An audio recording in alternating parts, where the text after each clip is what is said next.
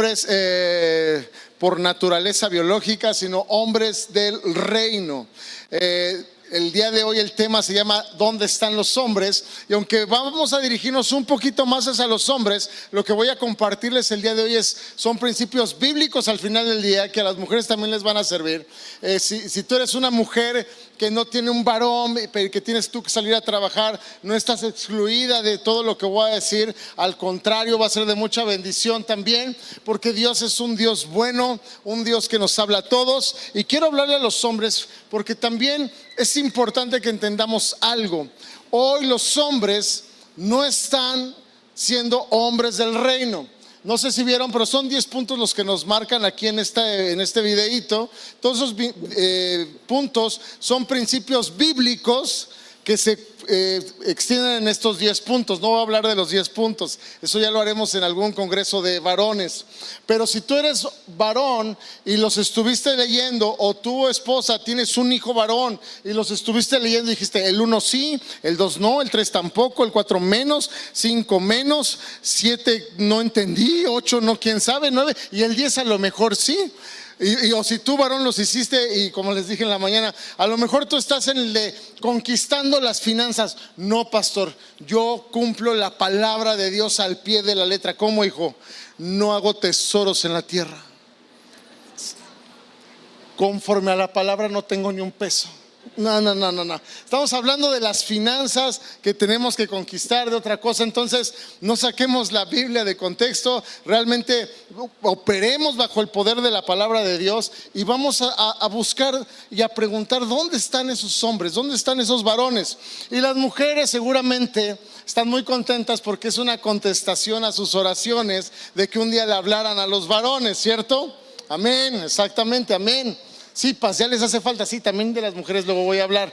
No hoy, pero después. Entonces, si algo te hace sentido, amada mujer, exprésalo, di amén, ¿ok?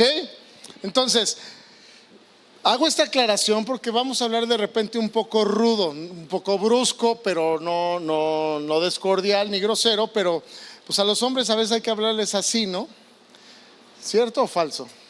Bueno, y luego ni así entienden, pero bueno, es más fácil que entiendan. Aparte les explicaba algo hace un momentito, espera mi hijo antes de que me sueltes el cronómetro. No sé si se han dado cuenta, pero en la palabra de Dios, ¿cómo les habla normalmente Dios a los hombres? Los manda al cerro, ¿cierto? ¿Cómo le habló a Moisés? ¿En dónde? ¿En el monte Sinaí? A Jesús, ¿dónde iba a orar Jesús para buscar al Padre? Al monte, al cerro, ¿cierto? Josué, ¿dónde tenía también que ir a buscar a Dios? Al monte también. O sea, Dios nos habla a los hombres en el monte. ¿Alguien ha subido, aunque sea la subida de aquí del campanario a pie? ¿Alguien la ha subido? ¿Qué tal? ¿Qué se siente subir esa subida? Espectacularmente desastroso, ¿no? Imagino otra condición, ¿no? Imagínense, Dios me va a hablar en el monte, o sea, hay que esforzarnos. ¿Y a las mujeres dónde les habla Dios? ¿Dónde fue el encuentro del ángel de Dios con María? En su casa, ¿cierto? ¿Dónde fue el encuentro o cómo le habló a Esther, o cómo le puso esa paz y esa misión a Esther? Igual en su casa, en su puerta. ¿Dónde encontró Dios a la mujer samaritana? Dios fue y la buscó y la encontró en el pozo. Es decir, a las mujeres Dios les habla de una manera y a los hombres de otra manera. No porque haga excepción de personas, simplemente nos dio capacidades diferentes y nos va a hablar de forma diferente. Y lo que podemos entender aquí es que el hombre requiere esforzarse para que Dios le hable. Y la mujer puede estar a veces en sus aposentos orando y Dios le va a hablar ahí también. Amén. Entendiendo esa diferencia, entonces justamente hoy le voy a hablar un poco más a los hombres, pero también son principios para las mujeres. Amén. ¿Y por qué quiero hacer esto el día de hoy? Creo fielmente, de verdad lo creo, que si se levantan hombres libres, sanos, fuertes en Cristo, entendidos en la palabra, hombres que meditan, que contemplan, que buscan de Dios, la consecuencia de este tipo de hombres es que se van a levantar matrimonios fuertes, se van a levantar familias fuertes, la iglesia se va a fortalecer y la ciudad donde Dios nos plantó va a ser una ciudad fuerte. Amén. Por eso quiero hoy enfocarme un poco en este sentido. Y después de haber leído en el plan de la lectura que traemos como iglesia, Éxodo, Deuteronomio, donde vemos cómo Moisés liderea al pueblo de Israel para sacarlo, cómo Dios lo usa, y después cómo entrega el liderazgo a Josué, que Dios le dice quién sería el que seguiría en el liderazgo, y cómo Josué los lleva a la tierra prometida y todo esto. La verdad es que mi corazón ardió por querer ver lo que Dios puede hacer con los hombres que se levantan, que creen, que caminan, que meditan, que contemplan, que buscan a Dios, que se deciden ir al monte a buscar a Dios de temprano, de mañana. Se levantó una pasión en mí por verdaderamente querer ver esta unción poderosa de Dios en los hombres, de forma sobrenatural, poder ver que eras de una manera y que ahora quieras en tu vida ser de una manera diferente. Es porque Dios quiere transformarte, porque Dios quiere trabajar en ti y quiere que empieces a caminar de la forma correcta. Amén. Ahora, también en las mujeres, porque yo sé que una mujer cuando se siente amada, ¿qué pasa con esa mujer? ¿Se amarga si se siente amada? Si una mujer se siente amada, se convierte, como dice el mundo, tóxica. Si tu mujer está tendida, va a buscar otras cosas. Entonces, las mujeres también tenemos que entender esto. O sea, el tener a hombres fuertes, aunque no sean tus maridos, pero en una iglesia fuerte, en una ciudad fuerte, en una sociedad en Cristo fuerte, también las mujeres las conlleva a seguridad, a estabilidad emocional, espiritual, y de muchas maneras podemos ser entonces una iglesia, un cuerpo de Cristo totalmente entendido, fuerte, y que caminemos todos hacia una misma dirección. Amén. Entonces vamos a leer, después de haber leído Éxodo, Deuteronomio, Josué, aparté varios versos de ahí que hoy no voy a hablar de ninguno de ellos. Y el Señor me llevó a este versículo después de haber leído todos aquellos. Yo estaba bien emocionado porque este de Josué, este de Éxodo, liderazgo, ¿no? Y Dios me dijo, no, vete a Primera de Corintios. Y me fui a Primera de Corintios 10 y vamos a leer lo que Dios me puso para compartirles el día de hoy. Amados hermanos, no quiero que se olviden de lo que le sucedió a nuestros antepasados hace mucho tiempo en el desierto. Todos fueron guiados por una nube que iba delante de ellos, y todos caminaron a través del mar sobre tierra seca. Todos ellos fueron bautizados en la nube y en el mar como seguidores de Moisés. Todos comieron el mismo alimento espiritual y todos bebieron la misma agua espiritual, pues bebieron de la roca espiritual que viajaba con ellos, y esa roca era Cristo. Sin embargo, Dios no se agradó con la mayoría de ellos, y sus cuerpos fueron dispersados por el desierto. Fíjate, hasta aquí Dios está, o Pablo está diciendo, explicando que Moisés fue usado por Dios para sacar de la esclavitud al pueblo de Israel de Egipto. Y atravesaron todo el desierto, que ya lo sabemos, algunos no lo saben, pero pasó esto. Y la meta de sacarlos era sacarlos de la esclavitud y llevarlos a la tierra prometida, la tierra de Canaán, donde todas las promesas de Dios se cumplirían. Y ahí toda esta generación, toda esta nación vería el potencial que tenían como nación en lo personal, en conjunto, y verían cumplir a Dios y a Dios mismo obrando en todos ellos. Hacia allá se dirigían. Pero aquí nos está diciendo Pablo que en el desierto, sin saber este pueblo lo que estaba sucediendo, tuvieron una revelación de la salvación de Dios por medio de Cristo Jesús. Dice que caminaba con ellos. Y cuando atravesaron el mar, fue como un avistamiento, como que se dejó ver lo que iba a ser el bautismo en agua. O sea, el reconocer una nueva vida, un nuevo entendimiento, una nueva creación. Y dice que muchos de estos que no quisieron entenderlo fueron muertos, fueron dispersados por el desierto y no llegaron a la tierra prometida. Ok, pues ¿y eso a mí qué? Yo tengo 15 años, voy en la secundaria, y a mí qué. Esos ya han de estar viejos, muertos, y ni los conocí, ni de mi familia son, y yo ni soy hebrea, ¿no? Bueno, ¿a ti qué? Vamos a ver qué dice el verso 6. Estas cosas sucedieron como una advertencia, un warning para nosotros, a fin de que no codiciemos lo malo como hicieron ellos, ni rindamos culto a ídolos como hicieron algunos de ellos. Como dicen las escrituras, el pueblo celebró con abundante comida y bebida y se entregó a diversas cosas paganas. Y no debemos cometer inmoralidad sexual como hicieron algunos de ellos, lo cual causó la muerte de 23,000 personas en un solo día. Tampoco deberíamos poner a prueba a Cristo como hicieron algunos de ellos y luego murieron mordidos por serpientes. Y no murmuren como lo hicieron algunos de ellos y luego el ángel de la muerte los destruyó. Esas cosas le sucedieron a ellos como ejemplo para nosotros, se pusieron por escrito en 1 Corintios 10 para que nos sirvieran de advertencia a los que vivimos en el fin de los tiempos del 2026. Bueno, no dice 2026, pero para que lo entendamos mejor.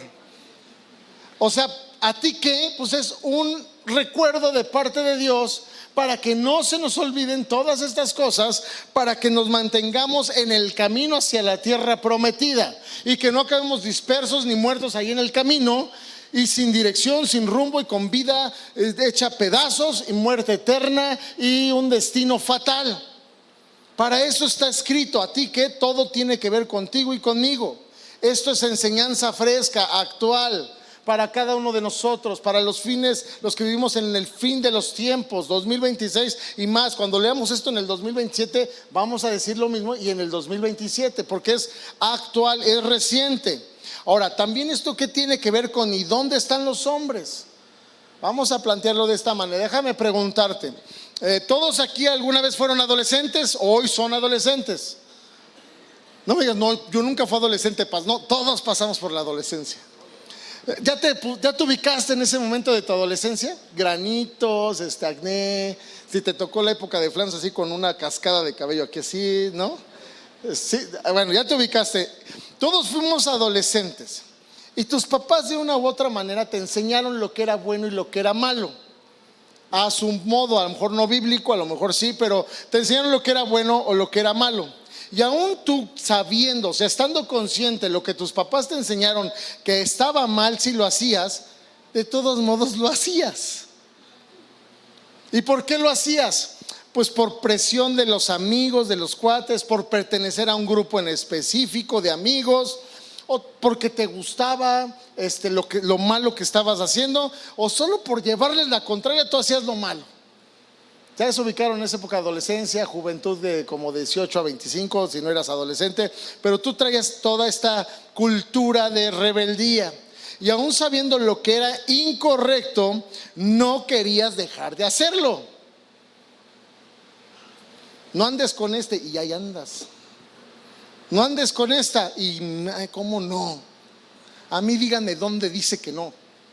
Y aunque te dijeran dónde dice que no, bueno, pero yo no sé ese idioma, ¿no? O sea, tú haces lo que tú querías aún sabiendo que estaba mal. Crecemos así, buscamos de Dios, pero no nos damos cuenta que seguimos con estas malas prácticas. Y entonces ahora sabemos lo que está mal, seguimos haciendo lo que está mal, pero ahora como ya conozco a Dios, también quiero que me dé todas las bendiciones que Dios tenga para mí. No levantes la mano, pero a alguien le pasa así. Haces las cosas mal, pero quieres ahora también, como ya conocí a Dios, y pues que me bendiga Dios, ¿no? Con todas las que traiga para mí. Ahora, ¿cuántos nos atrevemos a aceptar que vivimos así? Y desde adolescentes, cuando vivíamos así, desarrollamos una habilidad llamada opinión. Y esa habilidad de desarrollar mi opinión suena más a una justificación acerca de lo malo que estoy haciendo para hacerlo bueno, para que sea un buen camino que yo pueda caminar. ¿Me estoy dando a entender? ¿Sí me estoy dando a entender? ¿Sí? O sea, desarrollamos la habilidad de hacer que mi opinión sea buena para lo malo que sé que está malo y que estoy haciendo. Y crecemos con esa habilidad y crecemos así. Dicen los del mundo como animalitos, pero tú no eres un animalito, tú eres un hijo y una hija de Dios. Déjame ponerte un ejemplo. Por ejemplo, estoy hablándole a los hombres.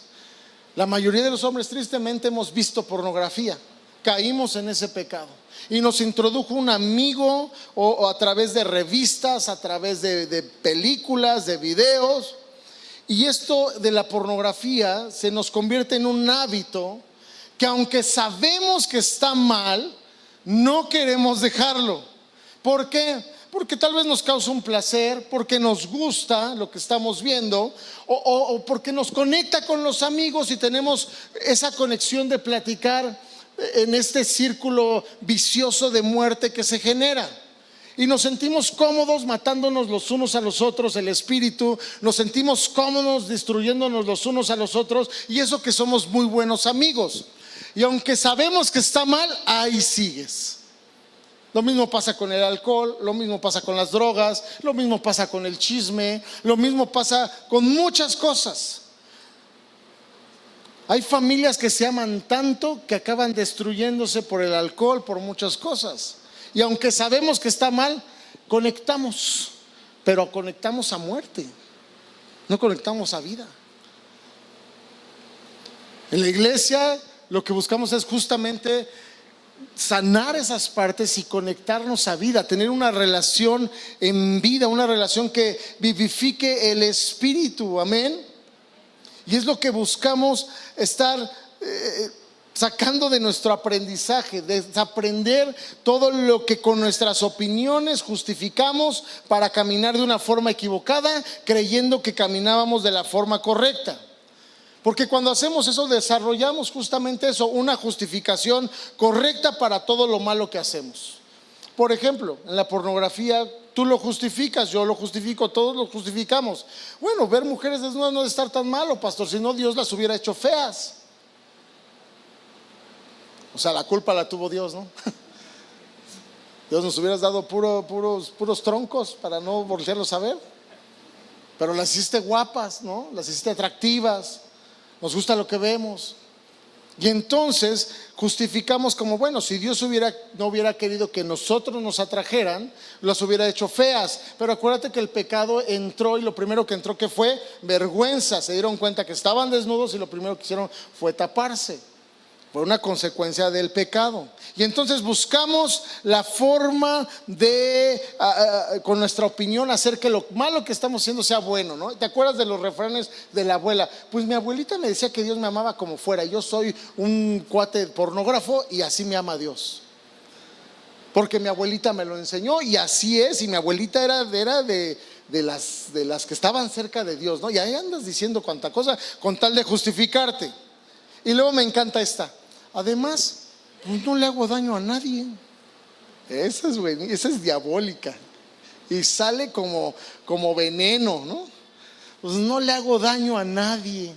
Me encanta esa porque cuando alguien me lo dice, me queda claro que no tiene ni idea de lo que quiere, ni hacia dónde va, ni lo que está diciendo. No piensa, en pocas palabras. No le hago daño a nadie. O sea, tú ves la manera de ver que lo que estás haciendo está bien y que es un buen camino para seguir caminando. Y entonces vamos por la vida caminando con una doble vida, con una doble personalidad.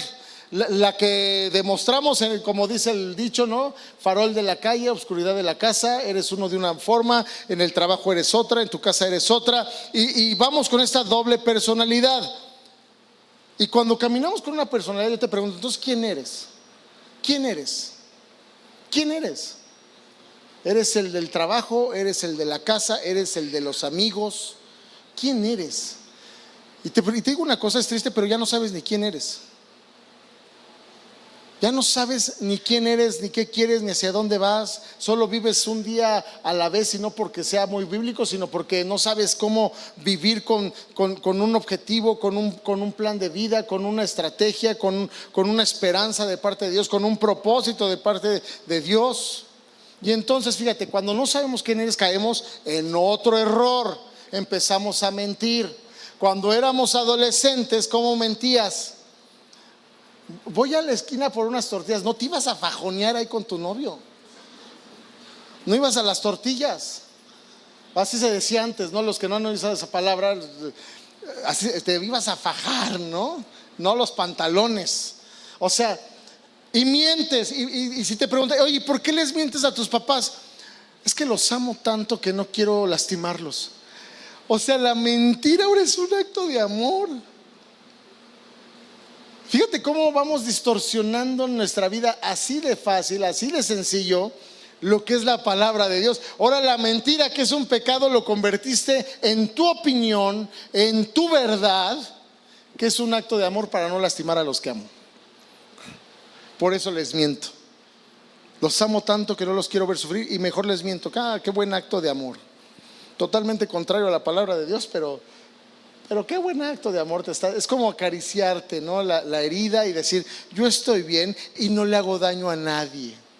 No, pero te estás destrozando tú, estás enterrando tu espíritu, estás sofocando el espíritu de Dios que quiere darte tu potencial al máximo, quiere hacerte ver quién eres verdaderamente, hasta dónde puedes llegar, lo que puedes tú lograr, pero no lo haces porque no le estás haciendo daño a nadie y no te das cuenta. Y caemos en mentira, caemos en pecado, nos revolcamos y creamos también motivos que son aparentemente buenos para mentir, son aparentemente buenos para perdonar. Creamos motivos que son aparentemente buenos para insultar, creamos motivos que son aparentemente buenos para hábitos de placer carnal, creamos motivos aparentemente buenos para desarrollar mis opiniones sin importar a quién tenga que pisotear o hacer quedar mal. Y todo eso, ¿sabes qué? Lo haces tu verdad personal y lo haces un camino de vida. Y de Dios, cuando lo conoces aún ya en Cristo, solo queremos que nos bendiga, que me arregle mis situaciones, pero cuando le entre Dios a mi vida, que sea bajo mi verdad, bajo mi opinión y bajo el camino que hoy traigo, ¿cierto? Ahí queremos que Dios nos arregle. ¿Y sabes qué? Jesús fue muy claro en Juan 14, 6, donde son palabras de Jesús y él dice, yo soy el camino, la verdad y la vida, y nadie puede ir al Padre si no es por medio de mí. Jesús es el camino, no es tu camino el que tú traes el bueno, es el camino. Jesús es la verdad. Lo que tú has hecho una verdad no es verdad. La verdad es Jesús mismo. Y tú y yo no podemos llegar al potencial que Dios tiene para nosotros, a conquistar la tierra que Dios nos dio. No podemos tener victoria sobre las situaciones porque estás caminando en tu propio camino y no en el camino de Dios. Oye, Paz, yo venía a que me motivaras y pues no, está muy feo. Vas a salir motivado, no te preocupes. No, Dios es bueno y te va a motivar. Esto es lo que les estaba predicando Pablo al pueblo a los judíos, de lo que había pasado con el pueblo de Israel, que no había sido solo para ese pueblo, sino que es una enseñanza para la situación actual, para el día de hoy, para lo que estaban viviendo. Y era una enseñanza actual para que no quedaran esparcidos, muertos en el desierto por su pecado, por seguir sus propios caminos, sino que se arrepintieran, nos arrepintamos y que caminemos hacia la promesa, hacia el potencial que Dios tiene para cada uno de nosotros en nuestras vidas, en nuestras casas, en nuestras familias, en nuestros trabajos, en nuestras empresas, en donde quiera que tú y yo tengamos injerencia de una u otra manera.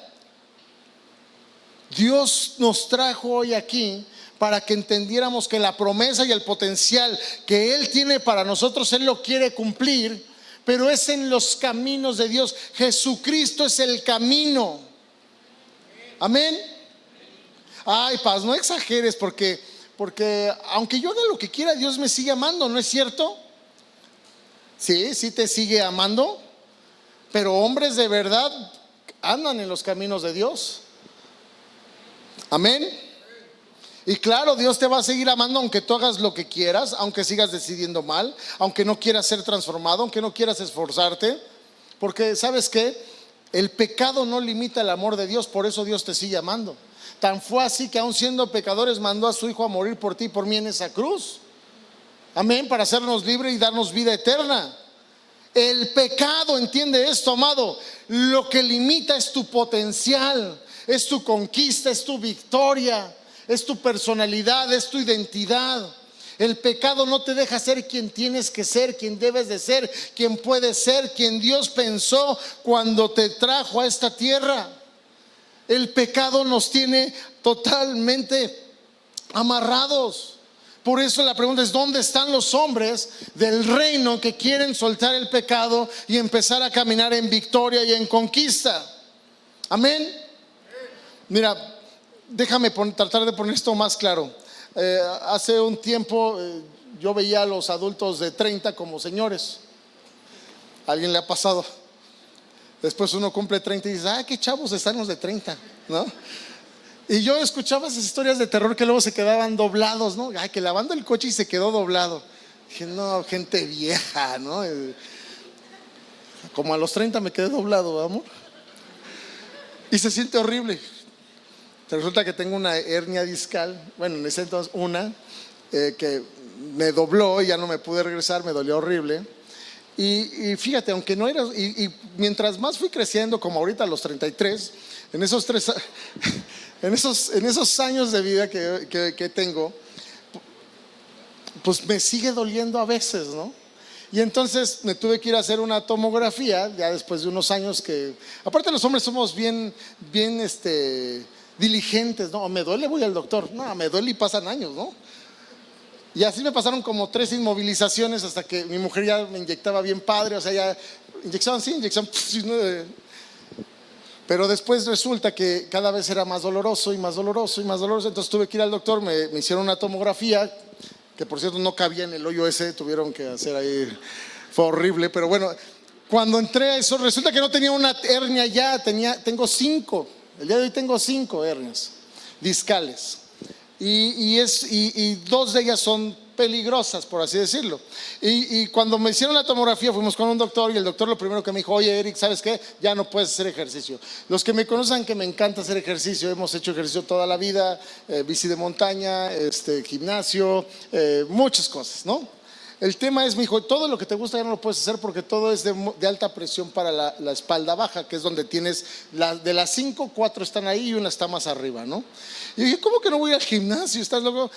Mira, al final del día no te voy a decir qué pasó. Hoy estoy aquí, sigo yendo al gimnasio, pero eso lo que te quiero plantar es: me limitó. No fue algo de muerte, gracias a Dios, pero me limitó. Y si no me cuidaba, me iba a limitar a tal manera que no iba a quedar inválido, pero realmente no iba a poder tener una movilidad total. Entonces, ¿qué tuve que hacer? Limitarme en el gimnasio. Dejé de hacer sentadilla pesada, ¿no?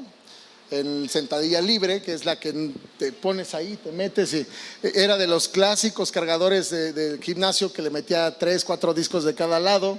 Lo dejé de hacer, le quité presión a la columna. Obviamente no me gustaba, porque a mí me gustaba cargar mucho, entonces me limitó en algo que me gustaba hacer.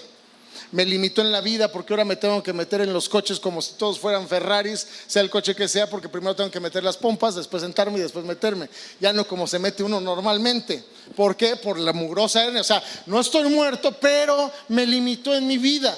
El pecado es lo mismo. No, tal vez hoy no te vas a morir por lo que estás haciendo, pero eso a la larga te está limitando para alcanzar el potencial que tú tienes en esta vida, para ser el papá que tú tienes que ser con esa familia, para ser el empresario que tienes que ser con esa empresa, para ser el hombre, el varón de Dios que tienes que ser en la iglesia, para estar involucrado en las cosas del Señor. Te está limitando y no alcanzas tu potencial. ¿A quién le gusta vivir limitado?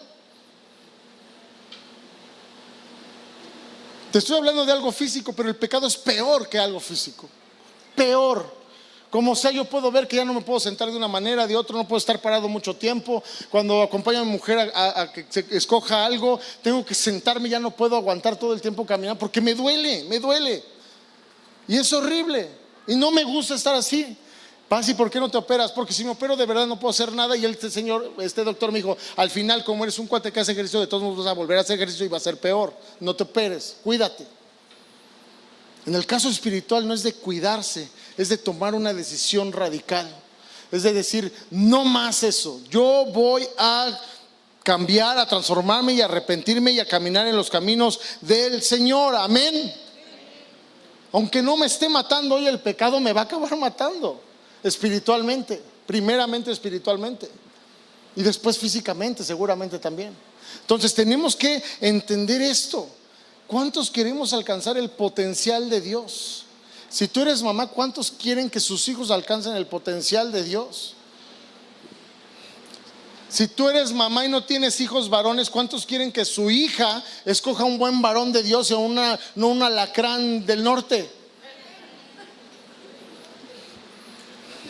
Un día del norte, hija, porque luego allá hay más gente mala que acá de este lado, ¿no? Napo es Napo y allá ¿dónde está el otro? No lo veo. Pero el punto es, no es contra el norte, o sea, es que allá es donde son populares los narcos y eso, ¿no? Bueno, el tema, ¿sí? Es como si hubiera hecho cuando hablemos con las mujeres de su parte, vamos a decir, ¿no? Una lagartija del DF, ¿no? O sea, ¿y por qué del DF? Yo también vengo de allá, o sea, el punto es, no importa, o sea, no se lo tomen personal, ¿no? El punto aquí importante es, si tú tienes una hija, no quieres que se case con un patán, ¿no?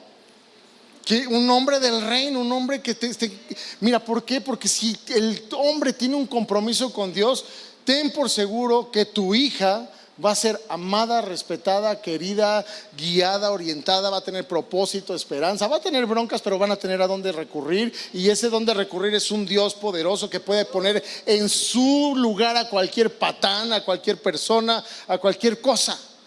Amén. Por eso, entonces buscamos hombres por eso, aunque es un poco dirigido a los hombres, es para toda la iglesia. A todos nos conviene tener hombres fuertes.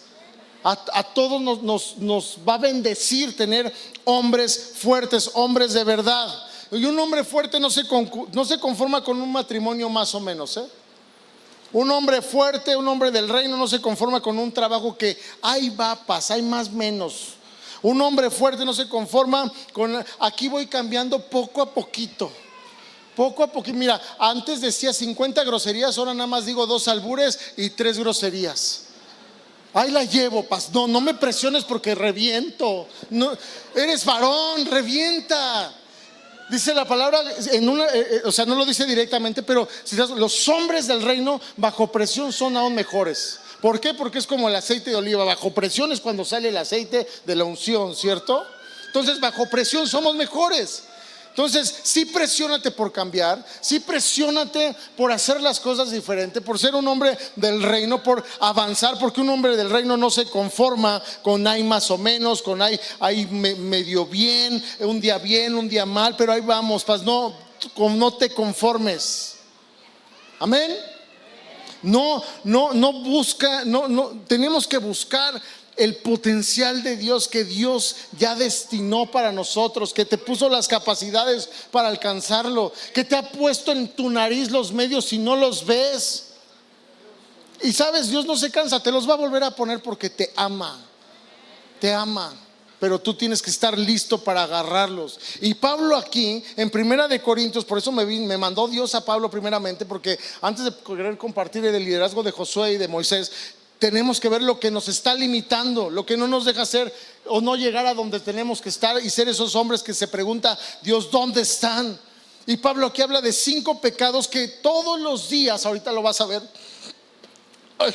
todos los días nos limitan, todos los días nos tienen agarrados, todos los días los abrazamos, hombres y mujeres, 5 pecados que constantemente, cada instante, cada segundo pueden estar generando en nosotros más pecado y encadenándonos. Y el mismo Pablo decía, la verdad sí quiero, pero mi espíritu quiere, pero mi carne no se deja. ¿Por qué? Porque estos pecados son constantes.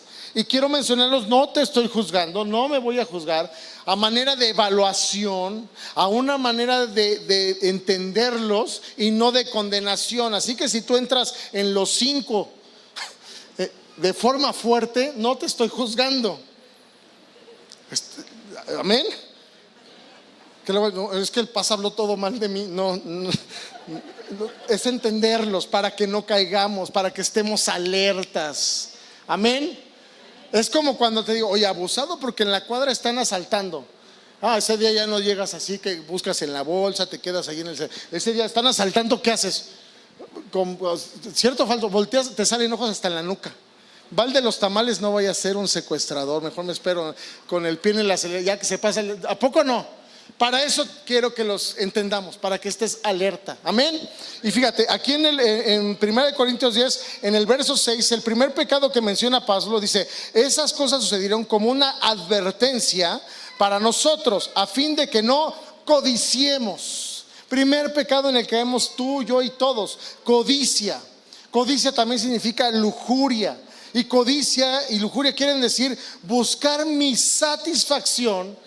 Buscar mi satisfacción sin importar si eso deshonra a Dios o si daña a alguien más en el proceso.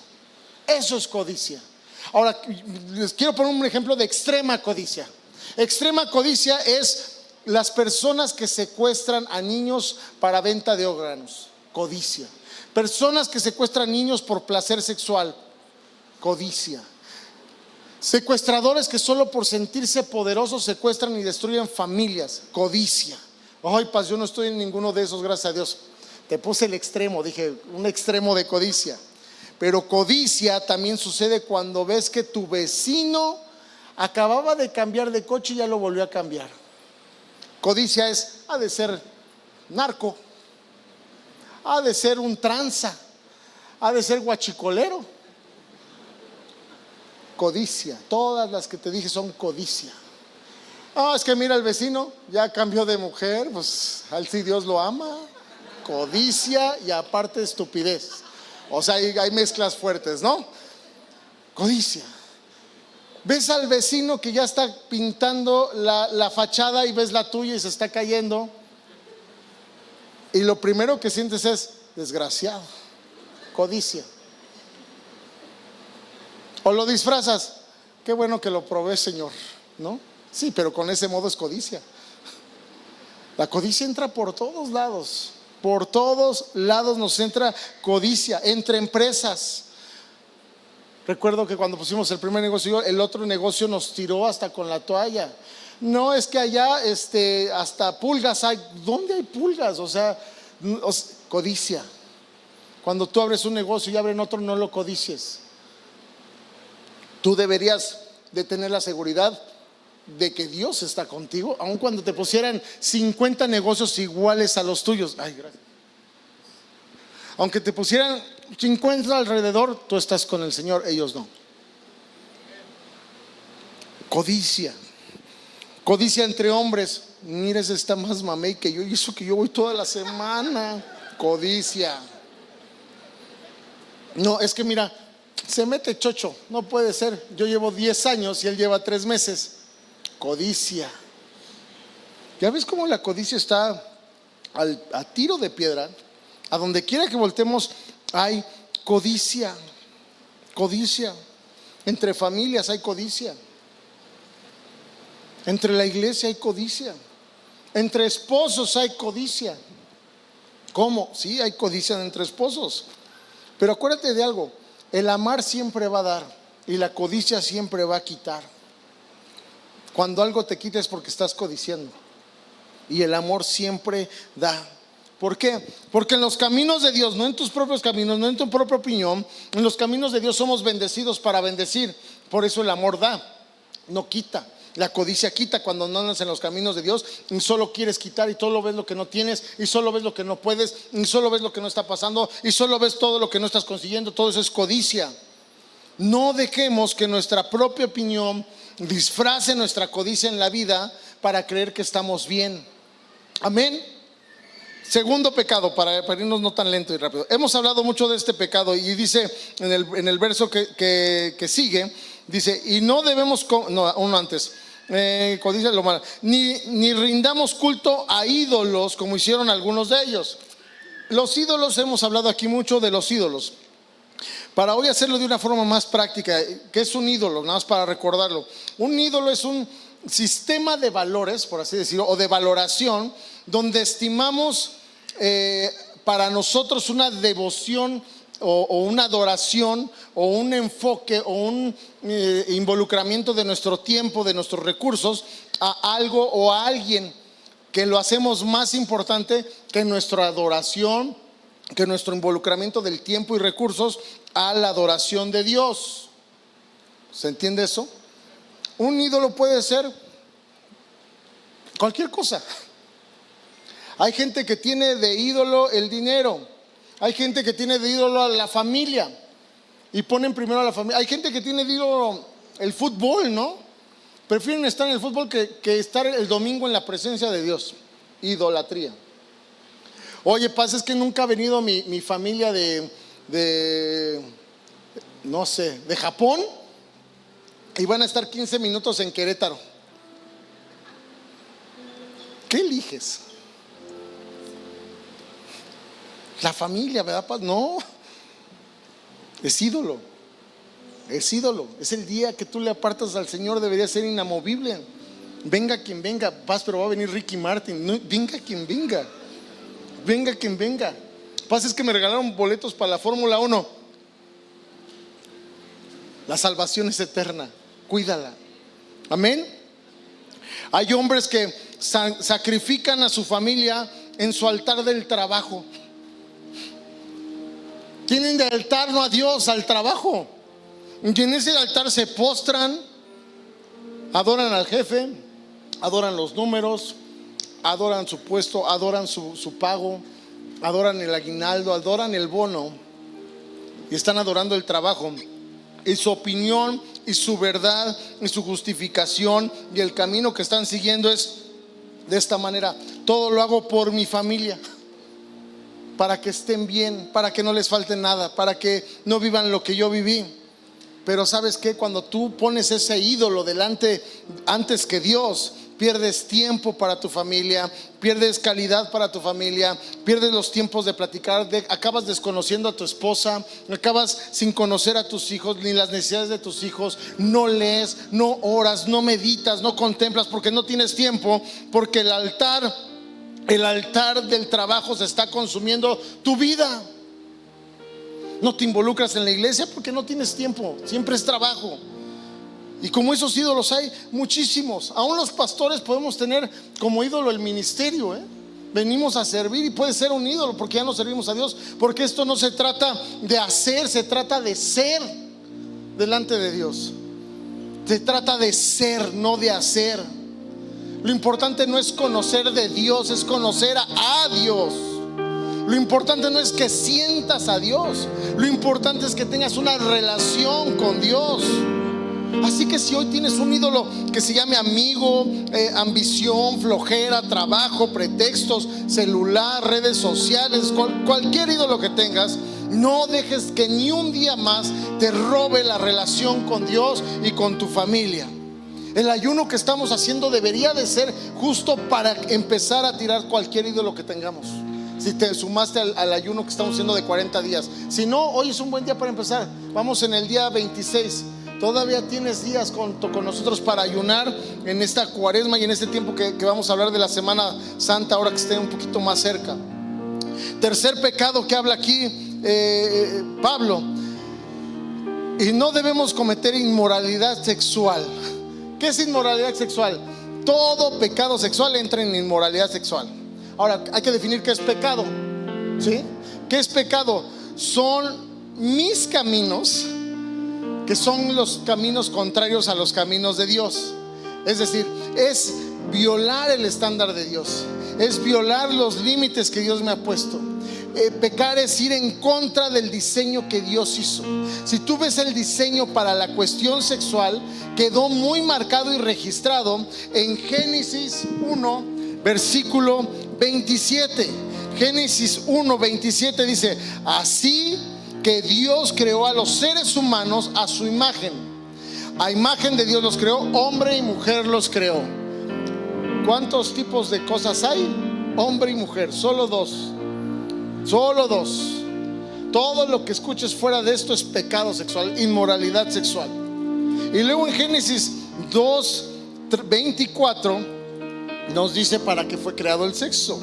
Esto explica por qué el hombre deja a su padre y su madre y se une a su esposa, y los dos se convierten en uno solo. ¿En cuánto se convierten? En uno solo. Entonces, lo que nos está diciendo es que el sexo,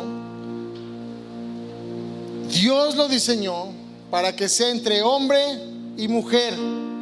Todo fuera de estos dos es pecado y inmoralidad sexual. Y que este sexo dentro del diseño de Dios sea dentro de un compromiso llamado desposorio o matrimonio. Fuera de esto es inmoralidad sexual, fornicación, adulterio, todo lo que nombre que le quieras poner. Ahora, cuando tú obedeces el camino de Dios, cuando verdaderamente estás caminando en el camino de Dios y tienes esta parte sexual dentro del matrimonio, el sexo ahí dentro es increíble, es divertido, es libertador, es satisfactorio, es santo, es puro, sirve para acercarte y conocer a tu esposa aún más, y aunque no lo creas, hasta te acerca más a Dios cuando caminas en sus caminos. De hecho, Dios dejó todo un libro acerca de cómo jugar, cómo hacerlo divertido, cómo hacerlo increíble, y es Cantar de Cantares. Ahí puedes ver todo el enamoramiento, toda esta parte para llegar a la parte de la satisfacción sexual. Dios dejó todo un libro.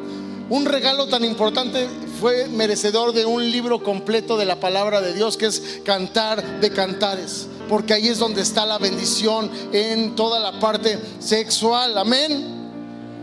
Dios lo diseñó como un regalo dentro del compromiso del matrimonio, y ahí es bendición. Fuera de esto es maldición, es perversidad, es inmoralidad sexual.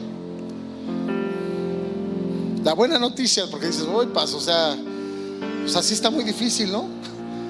¿Qué más entra en inmoralidad sexual? La pornografía, fantasías sexuales, hasta el coqueteo con la secretaria entra en inmoralidad sexual. Todo eso entra en inmoralidad sexual. Pasa es que está muy difícil. Tú lo haces difícil. Tú lo haces difícil. El que anda en los caminos de Dios, todo esto debería de ser algo natural y fácil. La buena noticia es que hoy podemos arrepentirnos, recibir completo perdón y un comienzo fresco en esta área pecaminosa.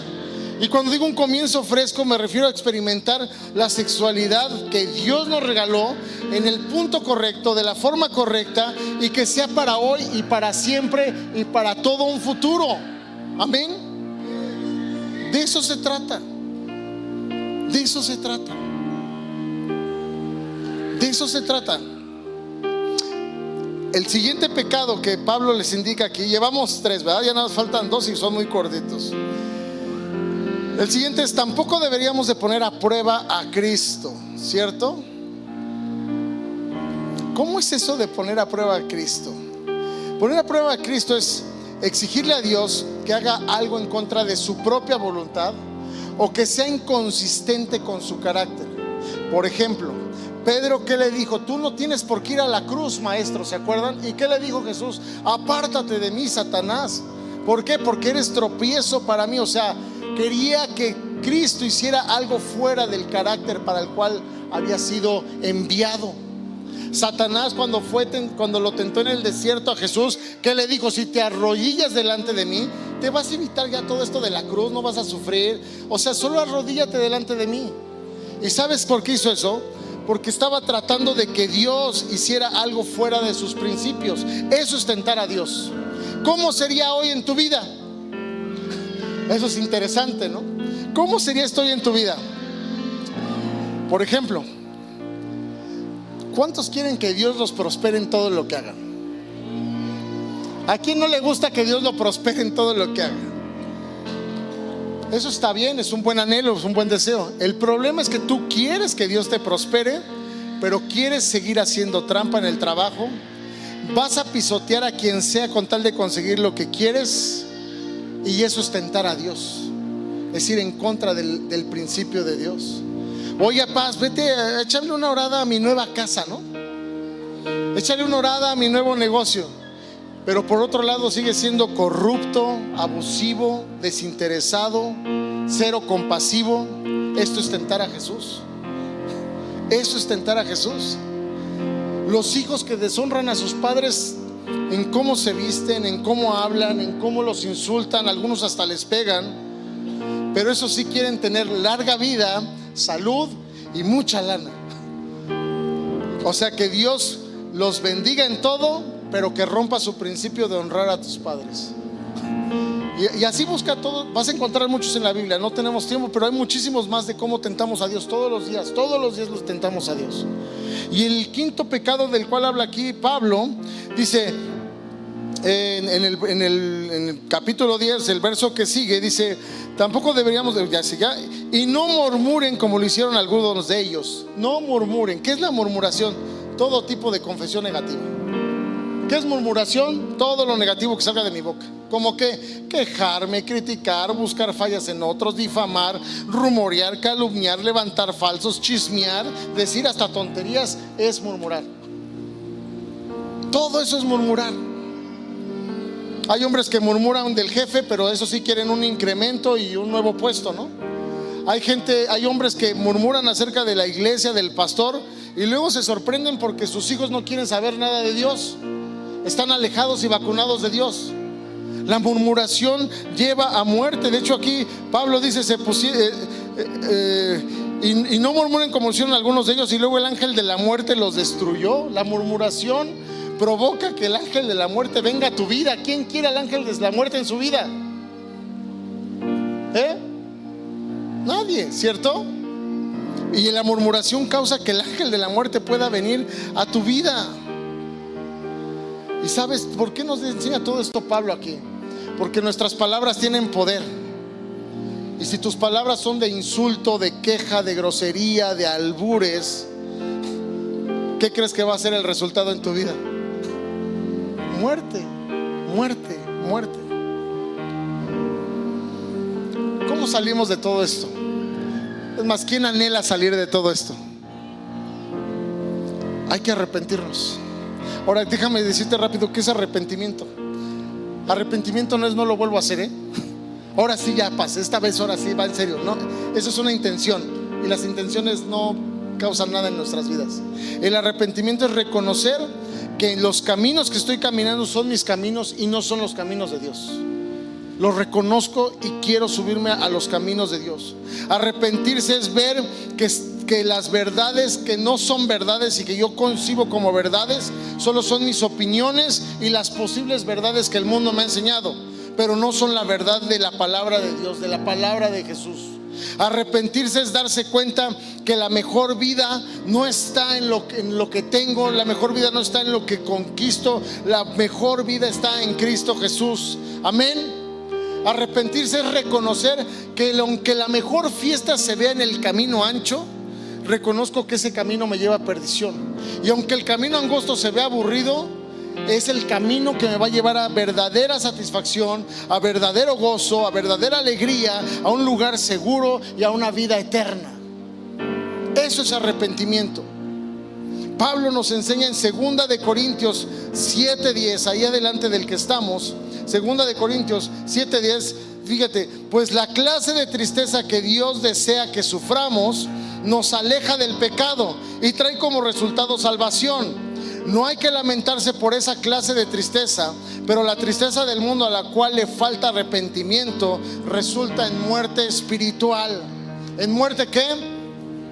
Pablo dice: hay dos tipos de tristeza y están a tu disposición.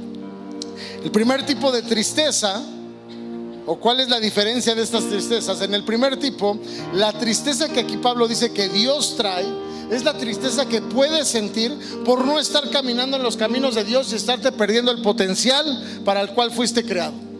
Esa es una tristeza, el darte cuenta que estás perdiéndote de una vida de plenitud, de una vida en abundancia.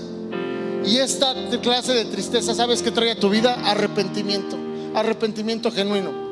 Y la tristeza del mundo, está diciendo Pablo, es la tristeza que te causa pensar en que tú eres lo peor, en que no sirves para nada, en que todos abusan de ti, en que eres un inútil, el que eres un tarado, el que eres un chismoso, el que nada te sale bien, en el que sí eres un codicioso. Es la tristeza del mundo, te hace sentir condenado al punto de ya no querer cambiar, al punto de no tener esperanza, al punto de decir: pues esto me tocó, ya ni modo, pues así soy y Dios lo permitió, seguramente es porque así quiere que viva. ese tipo de tristeza nos lleva a condenación y a muerte, mientras que el arrepentimiento, la tristeza que Dios nos trae por darnos cuenta de no estar en sus caminos, nos lleva a vida. ¿Qué tipo de tristeza vas a escoger el día de hoy? Las dos están disponibles.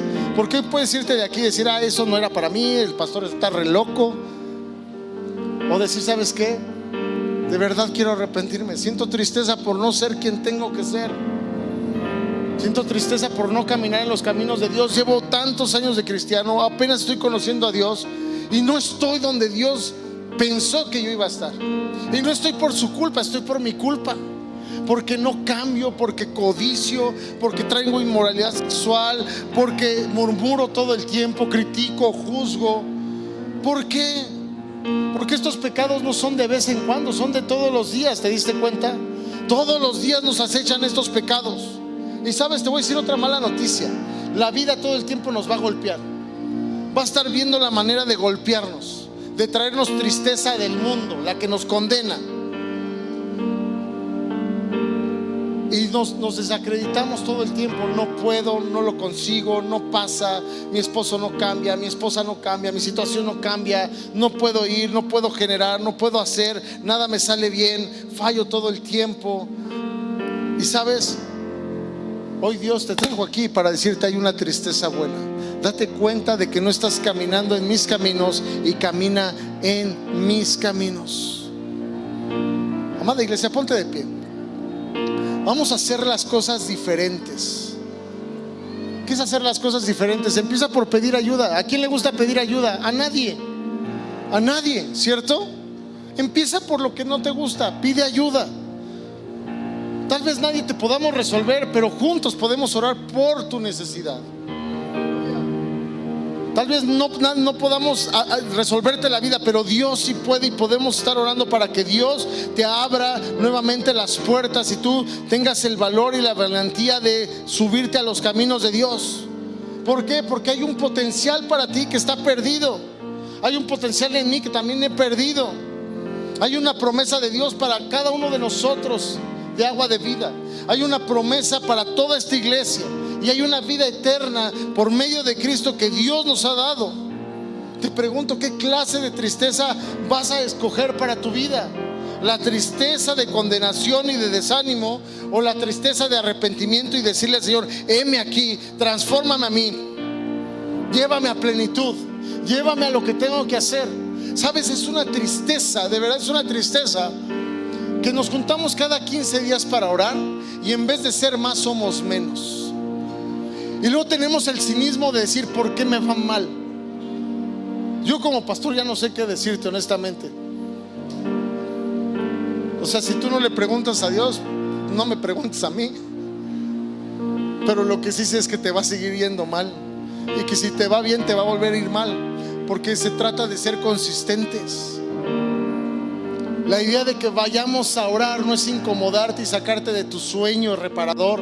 La idea es ayudarnos a estar orando unos por otros, juntos al Señor, buscándolo para ser hombres fuertes, familias fuertes, iglesia fuerte. Tienes que hacer lo que nunca haces. No solo quieras las bendiciones de Dios, porque no va a suceder. Busca una relación con Dios para que las bendiciones de Dios vengan a tu vida. Y sabes, pronto vamos a involucrar a las mujeres en esa oración de las 5 de la mañana. Y estoy seguro que se va a llenar.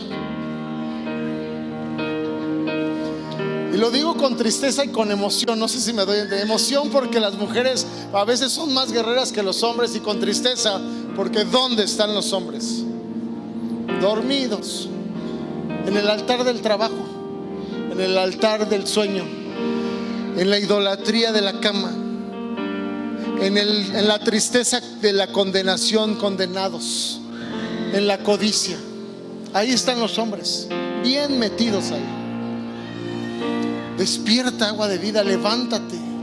Dios quiere redimir a los varones para que haya una iglesia fuerte y sean todos bendecidos: hombres, mujeres, jóvenes, niños, adolescentes. Arrepentirnos, no decirle a Dios, ahora sí Dios, este es miércoles y voy. Eso no es arrepentimiento. Arrepentimiento es tener un encuentro profundo con el Espíritu Santo en tu interior y literal llenarte de la revelación de quién es Jesús y decirle: perdóname, Señor, me arrepiento. Hoy entiendo lo valioso que eres en mi vida y lo destructivo que es el pecado para mí. Hoy entiendo que el enemigo me quiere robar. El enemigo me quiere robar. Es más, ya me robó, me sigue robando.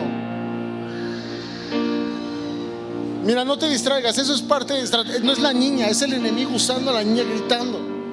¿Para qué? Para distraernos y no te robes y robarte esto. Y qué bueno que está llorando, porque es una prueba de concéntrate, porque cuando salimos a orar pasan perros, pasan coches, pasan muchas cosas. Cuando estás allá afuera también. Me encanta que Dios nos prueba desde aquí ahora. ¿Para quién? Para el que sea valiente, el que se concentre, el que aunque venga lo que venga, yo estoy concentrado en lo que tú dices, Señor. El niño es una bendición. El niño es una bendición. Es parte del cuerpo de Cristo. Y nada ni nada me va a distraer. Amén. A nada. Así se fuera la luz, nada nos va a distraer. Lo que sea, nada. ¿Sabes? Porque allá afuera, si aquí es un lugar controlado, imagínate allá afuera que no tienes nada controlado. Así que ve la vida ya desde otro enfoque y dile: Señor, úsame, Señor, transfórmame, quiero tener un encuentro. ¿Y sabes para qué es todo esto? Para que entendamos que Dios hoy te trajo aquí porque en medio de la situación que estés pasando el día de hoy, Dios quiere sacarte de ahí. Dios quiere levantarte de ahí.